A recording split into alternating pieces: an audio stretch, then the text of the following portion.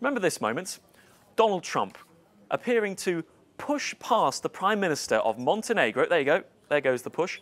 And then he adjusts his suit to go to the front of the group. This was during a tour of NATO's new headquarters. Now, whether he was pushing past him or helping himself through, people have debated this image to death on social media. Well, it's making a reappearance now, needless to say, because of the tone of discussions ahead of this latest NATO summit. Let's remind ourselves of what Donald Tusk is saying. Donald Tusk, President of the European Council, he has pinned this tweet to the top of his profile, and he's directed it directly at Donald Trump, saying, "Dear Donald Trump, the US doesn't have and won't have a better ally than the European Union."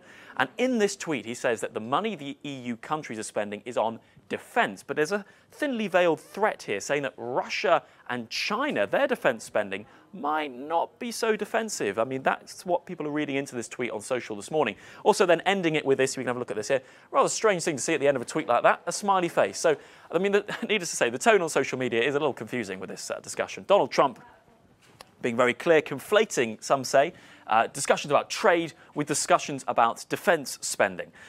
Here saying the European Union expects the US to defend it, but it makes it impossible for farmers and businesses to work there. So there's a real tense war of words between allies here. And the New York Times, in an opinion piece, reminding people that on the campaign trail, Donald Trump described NATO as obsolete. Now, that is a phrase that we are seeing people pointing out and saying Donald Trump doesn't appear to be all that in favour of NATO ahead of this meeting. So who is the president going to this meeting? Is he the one who is wanting a strong, stable alliance, or is he the man who wants to describe the alliance as obsolete? Needless to say, division of opinion on social. Some people really standing up for America's strong stance. This is playing well among America's support base. Here saying, Trish saying the Liberals are losing their minds just because America is asking people to pay their fair share. So needless to say, it's a divisive issue. What do you think? Is Donald Trump simply asking for people to pay their fair share, or is he out of line? You can let us know using #TheQ.